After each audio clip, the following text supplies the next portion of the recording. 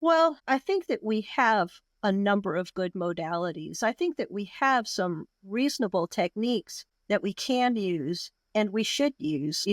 Affirming therapy, that needs to go. I think that's not helping anyone. I think you can definitely make the case that not only is that not helping people, but it actually locks them into therapy. Like, that's a great way to have a client for life. If you tell Mm. them, encourage them to feel helpless. And I think that's incredibly manipulative. I think that that is such a perversion of the field. And if people understood that that is what they were getting, they would not want it. Now, how you get the supporting structures around therapy to facilitate that, that's going to be a different challenge. So you have the licensing boards that are a problem. And you have the training that is a problem, and you have the accreditors, which are requiring all of this stuff. I am increasingly coming to the conclusion that the best way to go is to start new training programs and develop.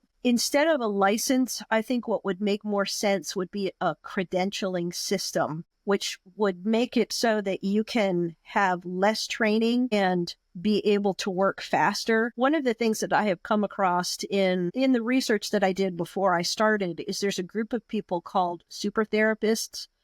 A scientist called Scott Miller has been studying them, but it's a group of people that it seems by their disposition or something about the way that they can pick up on other people's underlying motivations, but they have results that are head and shoulders better Wait, than. is there a book on this? There is an article that you can find. There was one, I think it was in Psychotherapy Networker. Will you send That's, that to me? That sounds so fascinating. yeah, that Scott Miller wrote.